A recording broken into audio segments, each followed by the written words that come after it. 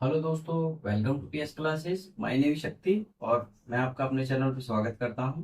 दोस्तों, आज ये हमारी 10वीं क्लास है जिसमें हम आपको करा रहे हैं अर्थमेटिक का पूरा सिलेबस। ठीक है। टॉपिक हमारा उसमें प्रतिशत चला हुआ है। आज ये हमारी 10वीं क्लास है प्रतिशत चैप्टर की ही, और ये आज हमारी लास्ट और आखिरी क्लास है प्रतिशत चैप्टर की। ठीक है। इसमें जो है हमने लगभग सभी टाइप के आपको क्वेश्चन करा दिए हैं। इसमें हम क्या, आज की क्लास में जो हम आपको कराने वाले हैं वो है हमारा कुछ पेपर में आए हुए क्वेश्चंस। ठीक है। जो प्रीवियस ईयर पेपर में आपका आए हुए हैं वो हम कुछ क्वेश्चंस कराएंगे। ठीक है। और आज की हमारी लास्ट क्लास होगी, और नेक्स्ट क्लास हम लेंगे प्रॉफिट एंड लॉस की। ठीक है। तो प्रॉफिट एंड लॉस का नया टॉपिक हमारा रहेगा। ठीक है। तो इसलिए आप सबसे रिक्वेस्ट है कि चैनल को सब्सक्राइब कर लीजिए और बेल आइकन भी प्रेस कर लीजिए। जैसे ही हमारी क्लास आएगी तो हम आपको जो है नोटिफिकेशन चला जाएगा। ठीक है। कल से हमारा प्रॉफिट एंड लॉस चलेगा। ठीक है। इसमें हम आज की क्लास में दो चार क्वेश्चन ऐसे ले रहे हैं जो प्रीवियस पेपर में आए हुए हैं। और कल एक हमारा क्वेश्चन छूट गया था। ठीक है। कल के टाइप का जो क्वेश्चन हमारा छूट गया था, जो पेपर में बहुत ज्यादा आता है। ठीक है। और ज्यादातर बच्चों के क्या समझ में वो चीज नहीं आती है कि मतलब ये क्वेश्चन बनेगा कैसे। ठीक है। तो चलिए क्वेश्चन लेते हैं। आज का हमारा पहला क्वेश्चन है। देखिए, पहला क्वेश्चन है हमारा, ताजे फल में 68% पानी है। ठीक है। तथा सूखे फल में 20% पानी है।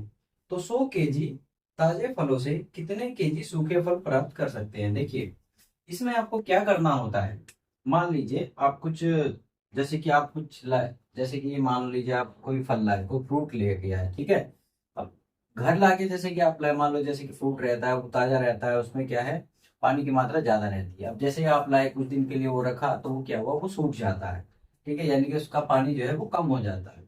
तो ऐसे ही हमें क्या करना है। देखिए, ये आपका ताजे ताजे फल है ना। ये आपका ताजे फल, ताजे फल। ठीक है। एक मिनट, ये काले वाले से ले लेते हैं। देखिए, ये है आपका ताजे फल, है ना। ये है आपका ताजे फल, यानी कि फ्रेश फ्रूट, फ्रेश फ्रूट। ठीक है। फ्रेश फ्रूट में हम क्या ले रहे हैं। देखिए, दो चीज है। एक तो आपका, देखिए, फल में क्या होता है, फल में पानी पानी तो नहीं रहता है। पानी फल में क्या रहता है, एक तो उसका मास रहता है, या जो उसमें क्या होता है, द्रव्य जिसको कह देते हैं। ठीक है। यानी कि जो आपका मेटल मेटल होता है, वो सॉरी, जो भी उसमें क्या हो पदार्थ होता है। ठीक है। खाने का जो चीज होता है। ठीक है। तो उसको बोलते हैं, उसको ईटिंग बोल देते हैं। ठीक है। ईटिंग, ईटिंग वाला है ना। दूसरा आपका हो जाएगा पानी, वाटर। देखिए, उसने बोला है जो फ्रेश फ्रूट है आपका, ताजे फल है ना, ताजे फल, जो आपका ताजे फल है, उसमें 68% जब पानी होगा तो बाकी का जितना प्रतिशत आपका बचेगा वो क्या होगा। तो देखिए, कोई भी चीज अपने आप में 100% होती है। तो जब 68% उसमें पानी ही हो गया तो शेष क्या होगा, इसमें 32% जो होगी तो ईटिंग पार्ट होगा, यानी कि जो है खाने वाला भाग होगा। ठीक है। 32% जो खा सकते, वैसे खा सकते हैं का मतलब मेरा ये कहने का ये है कि जो भी चीज उसके अंदर होगी, है ना, जैसे कि सेब है, सेब के अंदर गुदा रहता है या जो भी होगा। ठीक है। माल जिसको बोल देते हैं, है ना। ठीक है। तो खाने का ये रहेगा। अब इसका हम क्या करेंगे, यहाँ पे इसका रेशो ले लेते हैं। जब इसको इससे काटेंगे तो ये आएगा 8 चौके 32, और अनुपात में बन जाएगा, ये रेशो में बन जाएगा 17 चौका 68। ठीक है। अब वो कह रहा है कि जो सूखे फल है, कितने कैसे फल है, सूखे फल, जो आपका सूखे फल है। ठीक है। सूखे फल, अब सूखे फल में कितना प्रतिशत पानी रह गया, 20% पानी रह गया, है ना। जब 20% पानी रह गया तो मान कितना, 80%। ठीक है। देखिए, 80% का मतलब ये नहीं कि 32 से 80 बढ़ गया, ऐसा नहीं है। उसने परसेंटेज निकाली है, जो अब वैल्यू रही होगी उसके हिसाब से प्रतिशत निकाला है। ठीक है। अब इसका भी हम अनुपात ले लेंगे। 20 से ये गया तो कितना हुआ, 4, अनुपात कितना, 1। ठीक है। अब देखिए, आप पानी ही तो उड़ सकता है। मान लीजिए आप सेब ले आए, अब सेब में से पानी उड़ सकता है, वो सेब सूख सकती है, पर जो उसका खाने वाला भाग होगा वो नहीं सूखेगा। लेकिन हमारा क्या है, तो हम जो खाने वाला भाग है हम उसको इक्वल ही रखेंगे। पानी कम ज्यादा हो सकता है। देखिए, यहाँ पे 4 है खाने का भाग, यहाँ पे 8 है। तो लेकिन हमें इसका क्या करना है, इसको भी 8 ही बनाना है। तो हम 2 से इसको क्या कर देंगे, 2 से इसको मल्टीप्लाई कर देंगे। ठीक है ना। जब हम इसको 2 से मल्टीप्लाई कर देंगे तो ये कितना रेशो बन जाएगा, ये बन जाएगा 8 रेशो 4, 2 की इसमें भी हो जाएगी तो 2।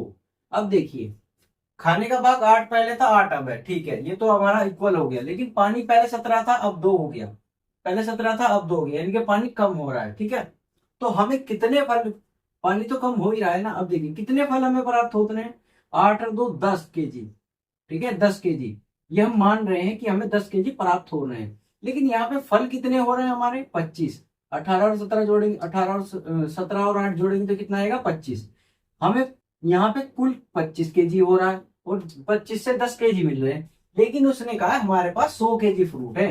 कितने केजी है, 100 kg से हमें प्राप्त करने हैं। तो जब 100 kg से प्राप्त करने हैं तो 25 से 100 को भाग कर देंगे, ठीक है। तो 25 से जब हम 100 को भाग करेंगे तो यहाँ 4 आ जाएगा यूनिट, ठीक है। अब इस 4 की इस 10 में गुना कर देंगे, ठीक है। या आप ऐसे भी कर सकते थे कि 25 kg से 10 किलो मिलते हैं, तो 100 kg से कितने मिलेंगे, 25 चौका 100 होते हैं, तो 10 चौके 40 होते हैं, तो 10 चौक कितना होगा, तो ये आपका आ जाएगा 10 × 4 बराबर कितना, 40 kg फ्रूट। तो आपको 100 किलो फ्रूट से कितने मिलेंगे, 40 kg। अगर आपका 75 पूछता, 75 kg से, तो 75, 25 से 75 को भाग देते तो आपका 3 आ जाता। फिर यहाँ 10 की मल्टीप्लाई जो है 3 में होती, तो फिर यहाँ कितना होता, 30 kg, ठीक है। आया समझ। आपको यही करना है, जो इसका खाने वाला जो भाग होता है वो आपको इक्वल रख के चलना है, ठीक है। तो आपका क्वेश्चन जो है इजीली बन जाएगा, है ना। चलिए नेक्स्ट क्वेश्चन देख लेते हैं। देखिए ये तो कल की क्लास का एक क्वेश्चन बाकी रह गया था, जो इस टॉपिक, जो पिछले टॉपिक हमने कराया था उसी टॉपिक का ये क्वेश्चन था, ठीक है। चलिए अगला क्वेश्चन देख लेते हैं।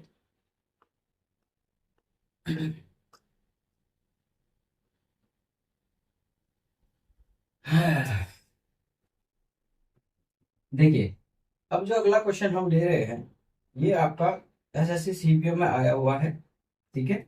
यदि कोई व्यक्ति अपनी आय का 40% भोजन पर, 20% मकान पर तथा शेष भाग का 70% बच्चों की शिक्षा पर खर्च करता है, तो उसकी आय का कितना प्रतिशत बचा। देखिए कोई भी चीज अपने आप में 100% होती है, ठीक है। अब मान लो कोई एक व्यक्ति है, वो 100% कमा रहा है, या कोई आय कमा रहा है, तो उसका 100% हो गया, वो 100% है कुल मिलाकर। वो अपनी आय का 40% तो भोजन पर खर्च करता है। देखिए वो अपनी आय का 40% जो है वो खर्च करता है फूड, यानी कि किस पर, फूड, खाने पर, है ना। और बाकी जो है, बाकी 20% मकान पर, यानी कि किराया भी देता है, तो 20% वो किराया भी देता है, यानी कि होम, होम रेंट ले लेते हैं इसको, या मकान ले लेते हैं, ठीक है। अब बाकी जो शेष कितना, अब वो बोलता है शेष का 70%। अब देखिए 40 और 20 60 तो उसने खर्च कर दिया, अब उसके पास 100 में से बचा कितना है। अब 40 और 20 कितना होगा, ये 60% तो उसने खर्च कर दिया, उसके पास 40% बचा, ठीक है, 40% बचा। अब उसने कहा ये जो शेष आपका बचा है 40%, इसका भी 70% वो बच्चों की शिक्षा पर खर्च कर रहा है।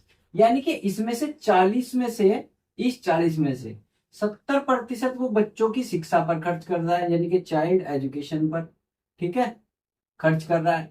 तो बाकी देखिए ये भी अपने आप में एक 100% होगा। मान लीजिए जो बचा है इसमें, इसी में से वो 70 और 30 की गणना कर रहा है, तो 70 एजुकेशन पर खर्च कर रहा है, और इसमें से बचा कितना रहा है, 30%, ठीक है। अब देखिए वो 40 का 30% बचा रहा है, ना कि 100 का 30% बचाएगा।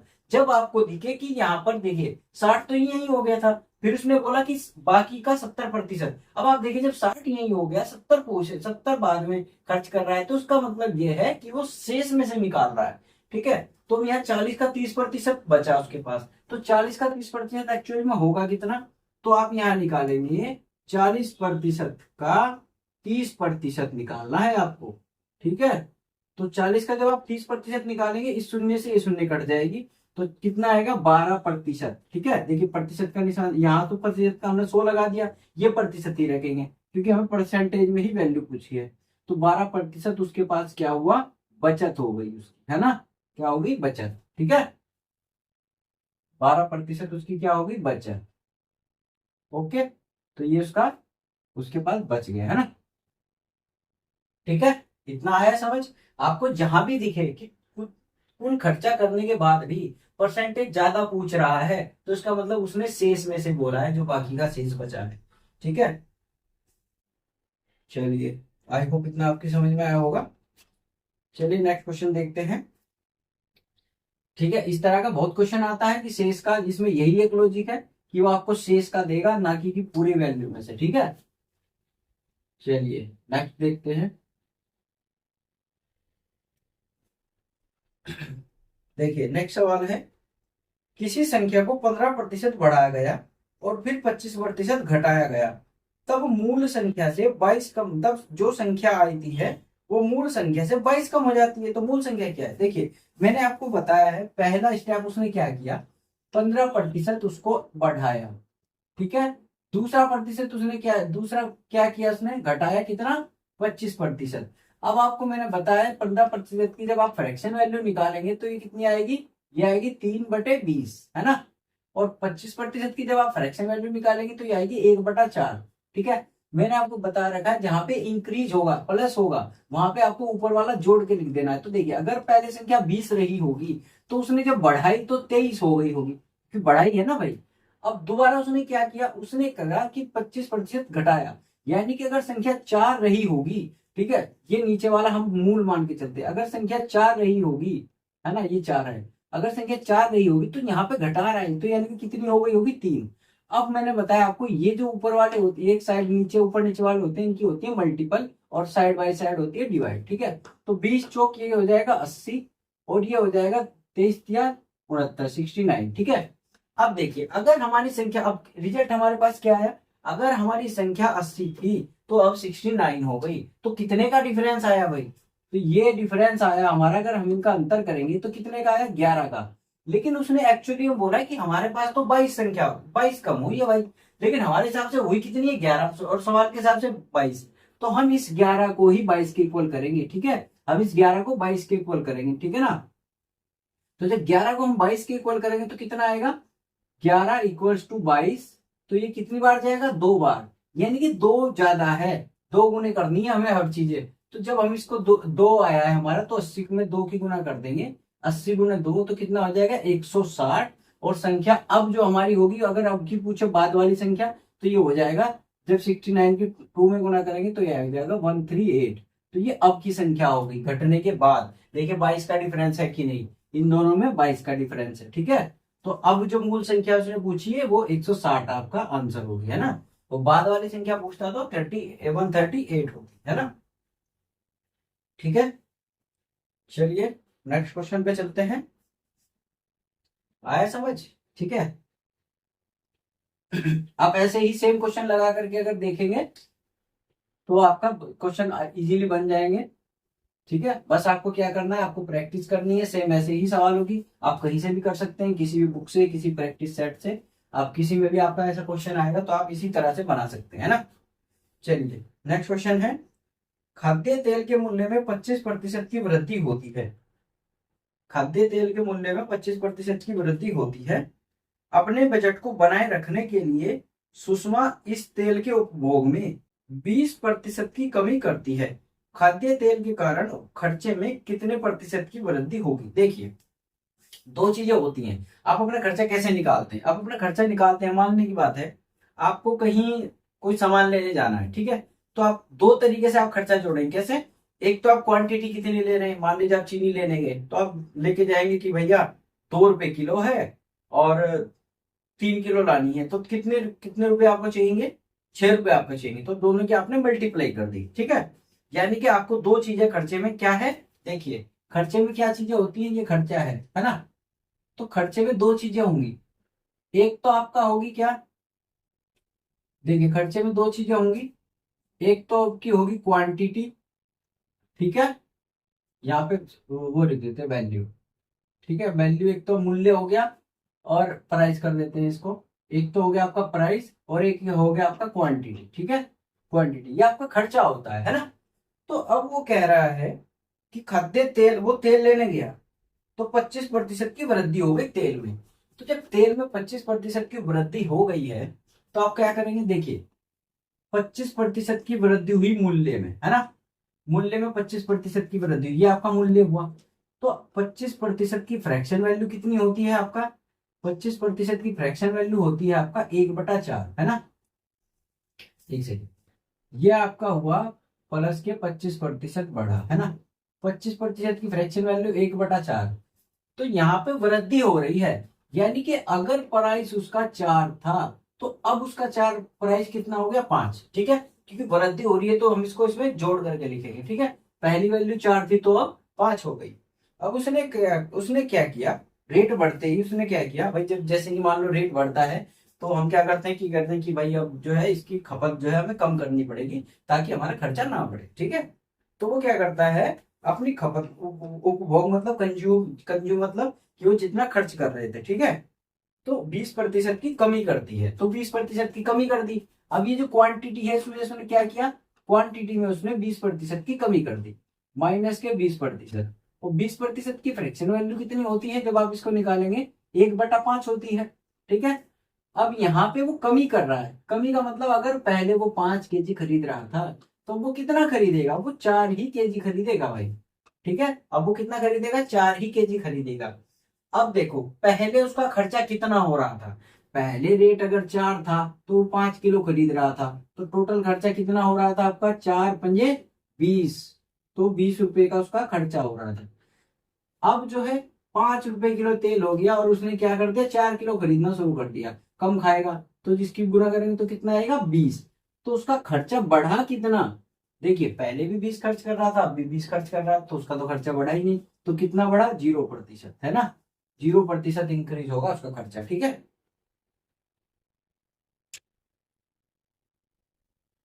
तो यानी कि उसका खर्चा कितना होगा, 0% होगा। देखिए, चलिए नेक्स्ट क्वेश्चन देख लेते हैं। आई होप आपकी समझ में आ रहा होगा। ठीक है, वीडियो को लाइक कर दीजिए और शेयर भी करना है आपको।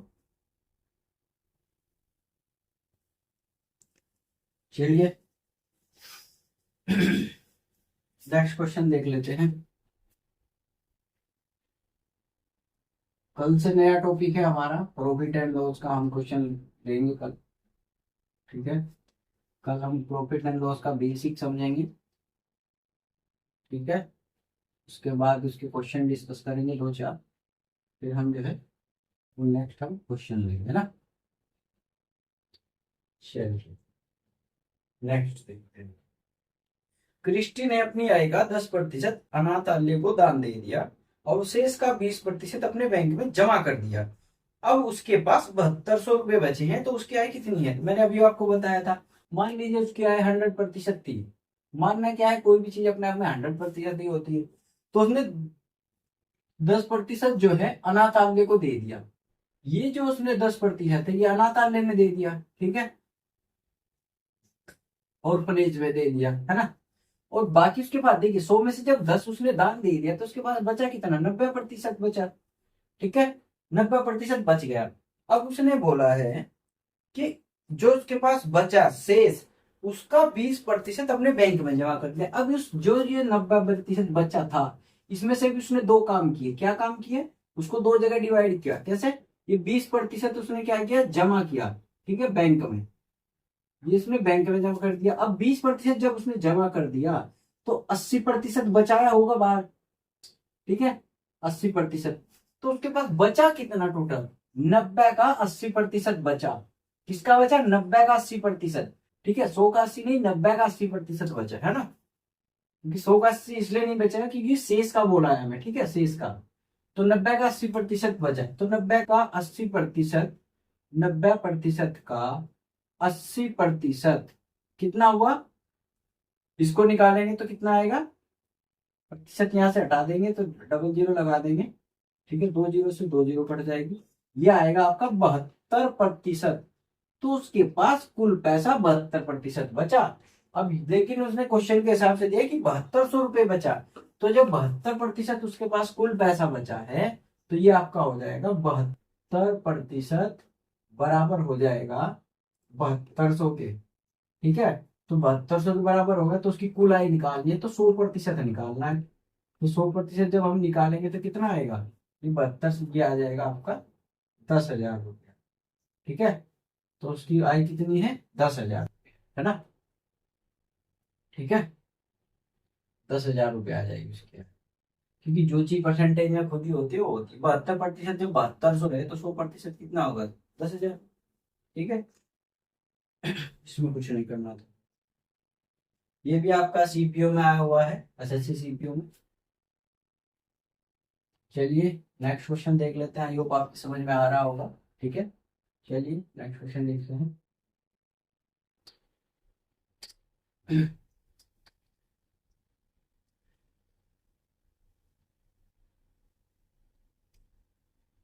देखिए नेक्स्ट क्वेश्चन है, रक्त जांच में यानी कि ब्लड टेस्ट में, ठीक है, रक्त जांच में लाल रक्त कणिकाएं कोशिकाएं पहले 2 घंटों में 10% प्रति घंटे की दर से बढ़ती हैं, फिर अगले घंटे में 10% घटती हैं, और अगले घंटे में स्थिर रहती हैं, और फिर अगले 2 घंटे में 5% की दर से बढ़ती हैं।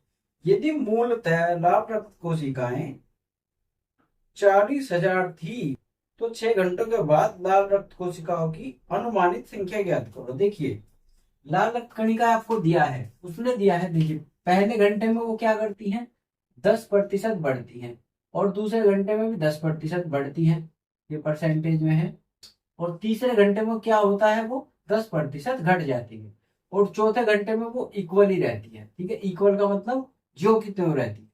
5वें घंटे में वो क्या होती है, फिर 5% बढ़ती है ना, और छठे घंटे में भी वो 5% बढ़ती है, यानी कि बाद के 2 घंटे 5% बढ़ती है ना।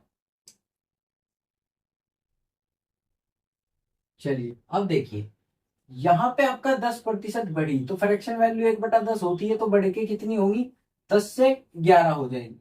अब यहाँ भी आपका 10% बढ़ी तो यहाँ भी सेम होगा, 10 से 11 हो जाएंगी। अब यहाँ क्या हो, 10% कमी हुई तो यहाँ आपका 10 से 9 हो जाएंगी, क्योंकि ये घट गई। यहाँ पे तो आपका इक्वल है तो यहाँ आपका इक्वल ही रहेगा। ठीक है, यहाँ तो आपका इक्वल ही रहेगा, ये एक थी तो एक ही रहेगा। अब यहाँ 5% इंक्रीज हुई तो 5% की फ्रैक्शन वैल्यू होती है 1/20, तो यहाँ पे आएगा तो 20 से कितनी हो गई, 21 हो गई। और यहाँ भी कितना हुआ, 1/20, तो यहाँ कितनी हो गई, 20 से आपका 21 हो गई, है ना। अब देख लीजिए, अब मैंने बोला है ऐसे मल्टीपल होता है और ऐसे क्या होता है, डिवाइड होता है। तो इन सबकी मल्टीप्लाई करेंगे आपस में तो कितना आएगा, 20 और 20 400, और ये आ जाएगा आपका 40,000। 40,000 से ज्यादा आएगा, 4 लाख। ठीक है, क्योंकि 5 जीरो आएंगे 4 के बाद। अब इसकी मल्टीप्लाई करेंगे, इसकी मल्टीप्लाई हो जाएगी 441, और 441 के अब आप 9 में कर देंगे तो इसकी मल्टीप्लाई, यहाँ पे जब 9 की गुना करेंगे आप 9, तो 9 एकम 9, 9 चौक 36, और 9 चौक 36 और 3 39, ये आया। अब इसकी मल्टीप्लाई आप 11 में कर देंगे, तो 11 में मल्टीप्लाई कैसे होती है, 9 6 9 3, और ये 9 6 9 3 कर देंगे। ठीक है, कितना आएगा आपका, ये आएगा 9, 9 से 15, 9 से 15 एक 16, 12 एक 13, और ये 4, 43,600, कितना आया, 43,659। अब एक 11 और बचा है। ठीक है, अब इस 11 में एक बार और कर देंगे। ठीक है, तो कितना आएगा, 11 मल्टीपल करने का तरीका आसान है, जब एक बार मल्टीपल करेंगे तो 9, 9 5 14, 1 6 5 11, 1 12, और 1 6 3 9 और 1 10, 1 और 4, 1 सेकेंड, 6 3 और 1 10, 4 3 7 और 1 8, और ये 4। तो ये आपका आंसर आ जाएगा। देखिए यहाँ 1 सेकेंड, ये आपका आंसर नहीं होगा, 1 सेकेंड देख लीजिए। देखिए ये कितने जीरो है यहाँ पर, देखिए तो मूल कितनी आ रही है हमारी, मूल आ रही है हमारी 4 लाख। ठीक है, लेकिन उसने मूल दी कितनी है, उसने दी है 40,000। ठीक है, तो 4 लाख बराबर ये होगा, ये जो 4 लाख है ये बराबर होगा 40 इसके, तब इससे काटेंगे तो 1/10 आएगा। अब इस 1/10 की मल्टीपल इसमें कर देनी है, तो जब 1/10 की आप इसे मल्टीपल करेंगे ये आएगा 4802.4.9। देखिए 0.9 है तो लगभग कितना जाएगा, 48025 तक जाएगा, है ना। 48025, तो कितना आ जाएगा आंसर का, 48025, ये आपका आंसर आ जाएगा, है ना। कितना, 48025, ये आपका आंसर। नीचे साइड नहीं दिख रहा होगा आपको, ठीक है, कुछ नहीं करना, इजी है क्वेश्चन। ठीक है, बहुत ज्यादा इजी है। चलिए आज का लास्ट क्वेश्चन था।